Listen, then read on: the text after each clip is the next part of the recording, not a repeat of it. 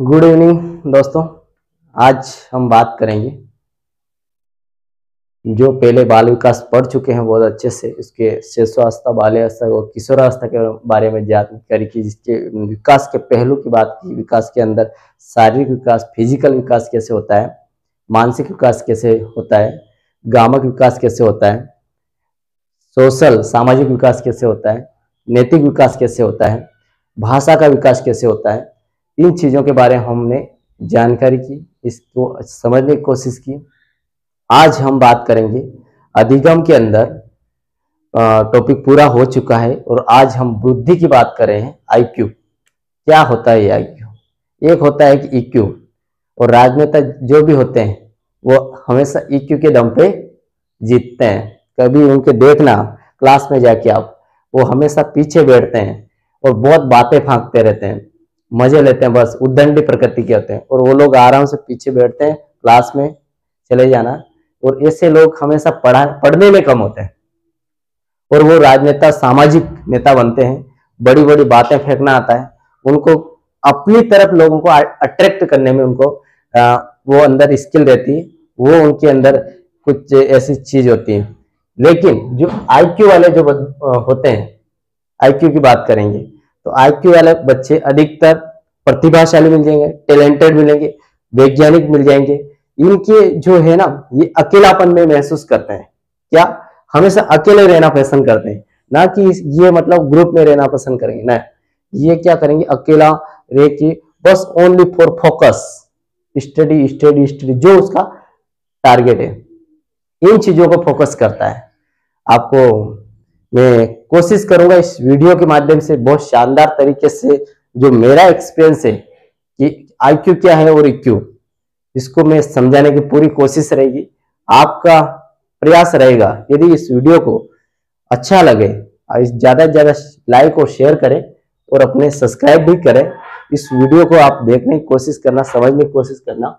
मैं अपना 100% देने की कोशिश करूंगा। क्या होता है आईक्यू?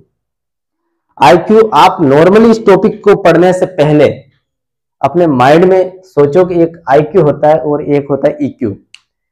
आई ईक्यू जो होता है संवेगात्मक बुद्धि, जो हमेशा मतलब समाज से जुड़े रहते हैं, अकेलापन में नहीं रहते हैं, मतलब ग्रुप में रहना पसंद करते हैं। ऐसे जो बच्चे हैं, ऐसे जो स्टूडेंट है, वो ईक्यू वाले। और आईक्यू में उल्टा होता है। आईक्यू में होता है बहुत सारे, आपने देखा होगा, आपने जब स्कूल लाइफ में पढ़े होंगे या कॉलेज लाइफ में पढ़े होंगे, तो कुछ बच्चे ऐसे होते हैं जो चाहे फिजिक्स हो, केमिस्ट्री हो, मैथ हो, साइंस हो, कोई सी भी सब्जेक्ट हो, उसको एक बार में हो और सेल्फ स्टडी करके भी बहुत शानदार नंबर ले आता है। वो बच्चे हैं आईक्यू। उनका टैलेंटेड इतना खतरनाक रहता है कि उसको सेल्फ स्टडी करके भी, यदि वो 7वीं क्लास में पढ़ रहा है, 7th क्लास में पढ़ रहा है, तो वो 10वीं वालों को पढ़ा सकता है। ये है आईक्यू। मैंने देखा है जब मैं इंटर्नशिप में गया था, तो ऐसे बच्चे देखे जो मतलब, मेरा भी इतना आईक्यू नहीं है, लेकिन उन बच्चों को मैंने जब गणित पढ़ा रहा था, तो उन बच्चों के अंदर क्या हुआ कि एक दो बच्चे थे जिसमें से एक ज्यादा टैलेंटेड था। उसने मतलब मैंने जो तरीका बताया संक्रिया गणित में जो सवाल करवा रहा था, उन बच्चों में से मैंने एक मेथड करवाया और मेथड के साथ में उसको मैंने सॉल्यूशन दे दिया कि ये आंसर होगा इस मेथड के थ्रू। उस बंदे ने बोला सर एक तरीका और है मेरे पास में, जिसकी माध्यम से भी अपन आंसर तक जा सकते हैं। तो उसने बताया, मुझे बहुत अच्छा लगा कि उसने अलग मेथड के तरीके से उसको आंसर तक चला गया। तो ये है आईक्यू वाले बच्चे। ये हमेशा जन्मजात भी होते हैं, ऐसा बुद्धि में कहा जाता है। लेकिन जीन पियाजे कहता है कि ये अर्जित होते हैं, जन्मजात नहीं होते हैं। लेकिन अपने नॉर्मली करना है कि ये जन्मजात और अर्जित दोनों होते हैं। ज्यादा आंसर बेस्ट रहेगा जन्मजात, है ना। तो ये बच्चे वंशानुक्रम होते हैं, माता पिता के अंदर हो सकता को उनके माता पिता दादा दादी के अंदर वो टैलेंटेड, वो स्किल हो, उसके दम पे वो चीजें उसके अंदर आ जाती। जो पढ़ते हैं एक बार में ही याद हो जाता है, ऐसा नहीं बार बार लेके बैठेंगे, वो समझ भी लेंगे, याद भी कर लेंगे। जो चीजें याद करने लायक है, जो समझने लायक है, वो समझ जाएंगे। और ऐसे बच्चे आपने देखा होगा जो टैलेंटेड होते हैं, ये बच्चे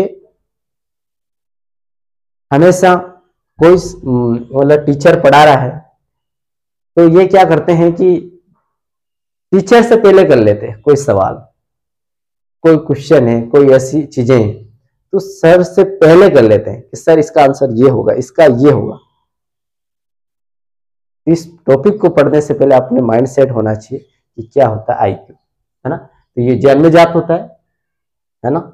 बंकिंघम बोलता है, क्या बोलता है कि आईक्यू सीखने की योग्यता है।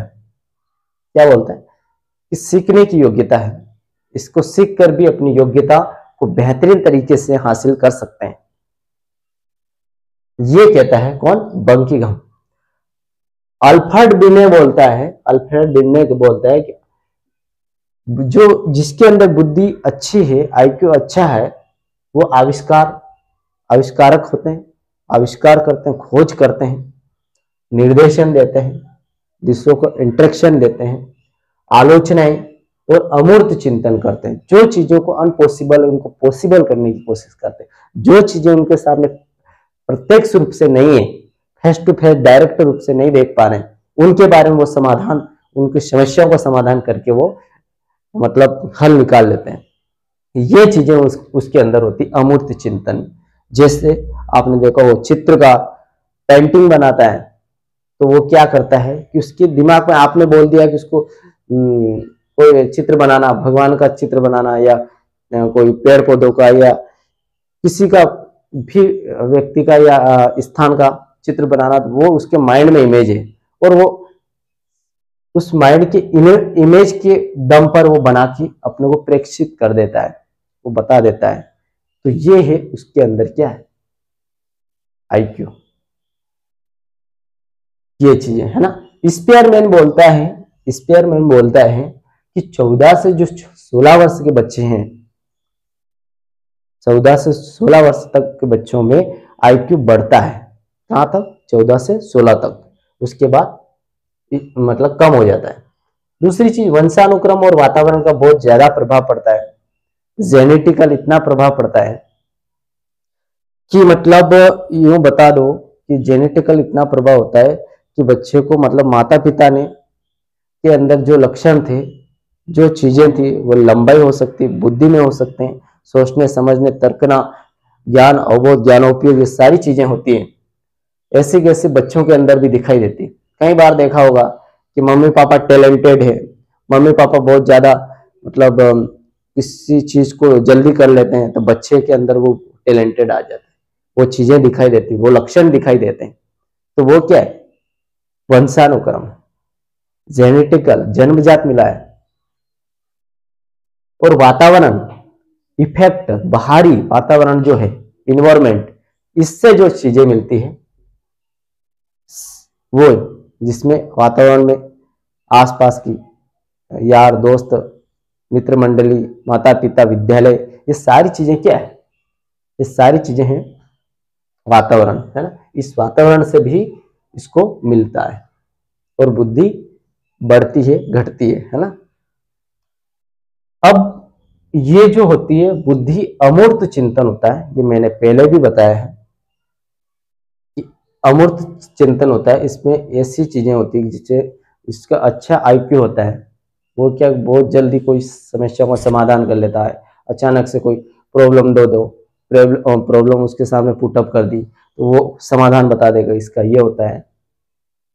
ये चीजें, ये सिर्फ मतलब उस टारगेट पर, इसके समाधान पे फोकस रखते हैं, इधर उधर डिस्टर्ब नहीं होते, अकेलापन में रहते हैं, आविष्कारक होते हैं, काम से काम मतलब है, मतलब पढ़ना मतलब पढ़ना, ये चीजें होती। आगे बात करेंगे, जेंडर का कोई इफेक्ट नहीं पड़ता है। जैसे बहुत सारे बोलते हैं ना कि हम लड़की अच्छी मतलब पढ़ने में टैलेंटेड है, लड़का कमजोर है, या लड़का टैलेंटेड है, लड़की कमजोर है। ये जो प्रभाव है ना, ये रूढ़िवादिता है। क्या है? रूढ़िवादिता। आपके अंदर यदि जज्बा है, विल पावर है, तो आप कर सकते हो। They can do it, you can do it. उन्होंने किया तो आप भी कर सकते हो। बहुत सारे लोग हैं जिसने देश के लिए शहादत दी है, देश के लिए अपने आप को न्योछावर कर दिया। तो क्या अपने माता पिता के लिए अपन न्योछावर? पढ़ाई की करके जो अपना सपना है, उस सपने को साकार करके समाज के सामने प्रेषित नहीं कर सकते? कर सकते। ये चीजें हैं। तो आपके अंदर हो सकता है, आपके अंदर पढ़ने का, कुछ पढ़ लिख के आप डॉक्टर, इंजीनियर या गवर्नमेंट सेक्टर में जाना चाहते हो, या कोई प्राइवेट सेक्टर में, वर्क कोई सा भी हो सकता है। लेकिन ये साइकोलॉजी जो सब्जेक्ट है, ये आए दिन, दिन प्रतिदिन, हर दिन काम आने वाली सब्जेक्ट है। ऐसा नहीं इसको रटने पर बल ना दे, समझें इसको, फील करें अपने आप को, मतलब क्या इससे क्या प्राप्त कर सकते, क्या हासिल कर सकते।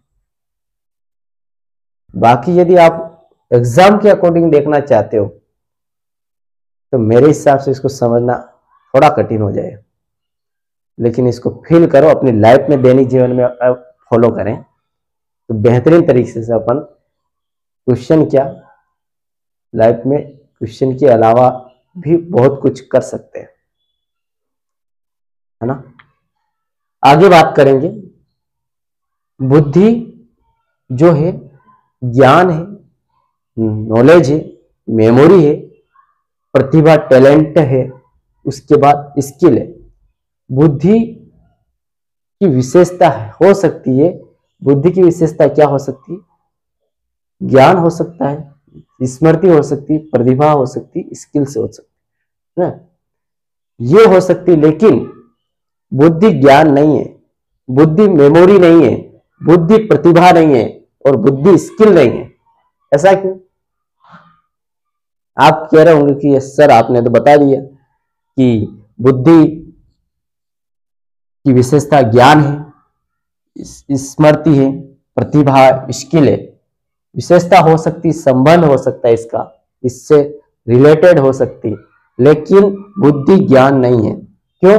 बुद्धि जन्मजात होती है, और ज्ञान अर्जित हम ग्रहण कर सकते हैं और उसको बढ़ा सकते हैं, नॉलेज को बढ़ा सकते हैं। किसी फील्ड में, पर्टिकुलर फील्ड में हम अपने आपके जो नॉलेज है, उस नॉलेज को बढ़ा सकते हैं। हो सकता है आप हिंदी सब्जेक्ट को पढ़ा रहे, बेहतरीन कर सकते हो, इंग्लिश को पढ़ा रहे, बेहतरीन कर सकते हो, साइकोलॉजी को पढ़ा रहे, बेहतरीन कर सकते हो, कोई बिल्डिंग बनाने की आपके अंदर स्किल है, तो उसको बेहतरीन बना सकते हो।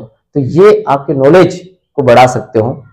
ये है एक संबंध है, लेकिन बुद्धि ज्ञान नहीं है।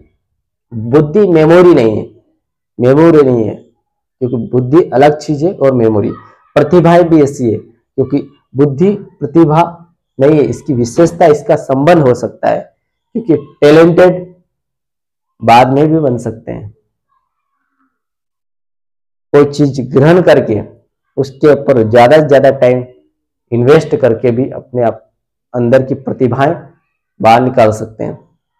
स्किल्स, स्किल्स भी अपन ग्रहण करते हैं, न कि ये बुद्धि क्या मतलब यूं से डायरेक्ट संबंध है ना। बुद्धि स्किल नहीं है, क्योंकि बुद्धि इस क्या है, जन्मजात है, और स्किल आपके अंदर हो सकता है। पेंटर बनने का आपको इंटरेस्ट है, तो आप पेंटिंग करना सीख जाओ। मकान बनाने के कारीगर में आपका इंटरेस्ट है, तो उसमें सीख जाओगे आप। प्रयास, बार बार, more than practice, more than gain, ये चीजें आपके। तो यहां तक मेरे हिसाब से आपको समझ में आ चुका होगा कि बुद्धि क्या है। बुद्धि जन्मजात है। इसके बंकीघम ने क्या बोला कि इसकी योग्यता है। अल्फ्रेड बेने ने बोला आविष्कार है, निर्देशन है, आलोचना है, अमूर्त चिंतन है। स्पीयरमैन में बोला है कि 12 से 16 वर्ष के बच्चे मतलब बुद्धि का विकास होता है। इसका वंशानुक्रम, जेनेटिक और वातावरण का प्रभाव पड़ता है। अमूर्त है, जेंडर का कोई इफेक्ट नहीं पड़ता है। बुद्धि ज्ञान है, स्मृति है, प्रतिभा है, स्किल है, संबंध हो सकता है, विशेषता हो सकती है, लेकिन बुद्धि ज्ञान नहीं है ना। बुद्धि के प्रकार थॉर्नडाइक ने 3 प्रकार बताए। कितने? 3 प्रकार। बुद्धि के प्रकार थॉर्नडाइक ने 3 बताए। पहला है मूर्त, दूसरा है अमूर्त और तीसरा है सामाजिक। अब मूर्त क्या चीज होती, स्थूल क्या चीज होती, गामक क्या चीज होती? कि मूर्त आपने फेस टू फेस कोई चीज देखी और उसको देख करके आपने अनुकरण करके उस चीज को सीख लिया, ये मूर्त है ना। अमूर्त जो चीज आपके सामने फेस टू फेस है ही नहीं, लेकिन आपके सोचने समझने की पावर की दम पे आपने कोई चीज का बना लिया, उस चीज में हासिल कर लिया, तो वो अमूर्त है। सामाजिक, सामाजिक में सोसाइटी से सीख रहे हैं, आस पड़ोस, यार दोस्तों, रीति रिवाज, परंपराओं, संस्कृति से सीख रहे हैं, वो सामाजिक हो। ठीक है, मैंने ऊपर ऊपर बताने की कोशिश की, लेकिन मूर्त बुद्धि, गामक बोलो, स्थूल बोलो, यांत्रिक बोलो, व्यावहारिक बोलो, उसमें प्रत्यक्ष रूप से डायरेक्टली हम देख कर सीखते हैं। इसमें आप बोल सकते कारीगर, क्या है? कारीगर बोल सकते हैं, कारीगर है ना। उसके बाद मैकेनिक, मैकेनिक, इंजीनियर, इंजीनियर है ना, ये चीजें। व्यापारी, उद्योग, बिजनेसमैन, मैन, व्यापारी है ना, उद्योग। तो ये क्या करते हैं कि फेस टू फेस देख कर सीखते हैं, है ना। तो ये होगा मूर्त बुद्धि। प्रत्यक्ष रूप से जितने भी आपकी शारीरिक क्रियाओं के माध्यम से आपने उस चीज को हासिल किया या करके सीखे, वो सारी सारी चीजें मूर्त में आएगी। अब आएगा अमूर्त। अमूर्त वो चीज होती कि आपने फेस टू फेस देखा नहीं, लेकिन आपने कल्पना शक्ति, ज्ञान, अवबोध के माध्यम से, आपने अंडरस्टैंड के माध्यम से यदि आपने सीख लिया तो वो आपकी अमूर्त है। जैसे आप प्रतिमा, कोई प्रतिमा बना रहे हो, किसी भगवान की या किसी लोकेशन की प्रतिमा बना रहे, चित्र बना रहे हो, चित्र बोस पेंटर होते हैं, वो पेंटिंग करना सीख जाते हैं, तो वो कहाँ, उनके अंदर वो अमूर्त बुद्धि थी। किसी ने बोल दिया कि हमारे घर पे ये बनाना, तो वो बना देगा। क्यों? उसके अंदर वो चीजें हैं। भाषा, बहुत सारे भाषा में टैलेंटेड होते हैं, इतनी इतनी व्यवस्थित बातें रखते हैं कि मतलब एक एक शब्द में वो पावर होती है। यदि अपनी लाइफ में कुछ शब्द यदि अपन फॉलो कर लेते तो अपन भी आगे बढ़ जाए। ऐसे व्यक्ति भी है अपने देश में और उन्होंने काम किया है और देश को आगे ले जाने का काम किया। प्रतीक, सिंबल है ना, जैसे प्लस का है, माइनस का है, गुणा का है, भाग का है, ऐसे डायरेक्शन का है। तो ये जो इन सिंबल है, इस सिंबल से क्या दर्शाता है? क्योंकि सिंबल दे दिया लेकिन अपने को बोल दिया कि जोड़, मतलब जोड़ना है, कोई संख्याओं को जोड़ना है, वस्तुओं को जोड़ना है, पदार्थ को जोड़ना है, ये सारी चीज क्या है? घटाना, उसको घटाना, गुणा करना, भाग करना, मतलब डायरेक्शन दे रहा है। तो ये क्या सिंबल है? सिंबल क्या? अमूर्त चिंतन। अपने को कहीं जा रहे हैं, मतलब मार्केट में जा रहे हैं 4 व्हीलर से या 2 व्हीलर से, आगे रेड लाइट दिखाई दी तो अपनों ने तुरंत अपनी गाड़ी को वहीं स्टॉप कर लिया। मतलब आपके दिमाग में आ गया कि मतलब रास्ता भी बंद है, ठहरने का संकेत मिल गया। ये क्या है? अमूर्त चिंतन। उसने ये थोड़ी लिखा कि मतलब ये ठहरिए, कृपया ठहरिए, नहीं, एक सिंबल का प्रतीक किया, सिंबल को आपके सामने उसने रखा। साहित्यकार जो साहित्य में माहिर होते हैं, लिखते हैं, है ना, लेखक जो लेखक होते हैं, किताबें लिखते हैं, वो भी अपना दिमाग का यूज करते हैं, अमूर्त चिंतन यूज करते हैं। उसके बाद सामाजिक, सामाजिक में सोसाइटी में कौन आता है? राजनेता आता है, राजनेता सामाजिक कार्य करता है, सामाजिक कार्यकर्ता। ये चीजें आपने को पता है कि सामाजिक कार्यकर्ता और राजनेता होता है, ये इतने अपने आप को मतलब व्यवस्थित करते हैं और वो स्किल डेवलपमेंट करते हैं, बोलने की स्किल, भाषा का विकास करते हैं कि उसके दम पे पूरी दुनिया को में अपना डंका बजाते हैं, आस पड़ोस में अपने सामाजिक, अपने समाज में अपना नाम रोशन करते हैं और वो लोग आगे जाते हैं, बड़े बड़े राजनेताओं के पदों पे जाते हैं और वो कोई अच्छा काम कर पाता है तो कोई बुरा काम करता है, वो उसके ऊपर है। लेकिन ये राजनेता है, सामाजिक कार्यकर्ता है, ये क्या करते हैं कि मतलब इस समाज के दम पर, इस जनता के दम पर अपने आप को बेहतरीन साबित कर पाते हैं। उनसे वो जो ताकत है वो ताकत लेते हैं और वो संसद और विधानसभा में जाते हैं, अपने एरिया की बात रखते हैं, जज्बे के साथ में बोलते हैं कि वो पावर कहाँ से मिला है? जनता से। क्यों? उनके अंदर वो बोलने की स्किल थी। कुछ जनताओं ने उसके अंदर देखा होगा कि ये बंदा कुछ कर सकता है अपने समाज में, उसके अनुरूप उन्होंने वोट डाला और वो जीतते हैं। ये चीजें है ना। बर्नर के अनुसार आगे बात करेंगे अब नेक्स्ट। बर्नर के अनुसार है बुद्धि के 3 प्रकार बना। बर्नर के अनुसार कितने? बुद्धि के 3 प्रकार। देखो, पहला है फोनोटाइप, इसमें होता है वंशानुक्रम, क्रम और वातावरण। वातावरण, वंशानुक्रम और वातावरण दोनों से जो सीखते हैं और वो जो बुद्धि होती है वो फोनोटाइप होती है। जीनोटाइप मतलब वंशानुक्रम, ओनली वंशानुक्रम, ओनली वंशानुक्रम, है ना, ओनली वंशानुक्रम।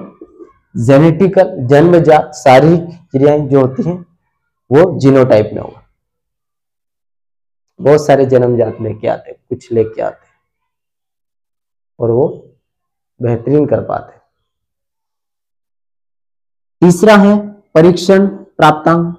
इसमें क्या होता है कि जैसे आप तैयारी कर रहे हैं और मैंने एक पेपर लिया, पेपर लेने के बाद आपका जो नंबर आए उसको चेक करके जो नंबर आए उस नंबर के आधार पर मैंने बता दिया कि 10 में से आपके 7 नंबर आए या 8 नंबर आए, तो आपको मान लिया कि आप प्रतिभाशाली हो, अब अच्छे IQ वाले हो।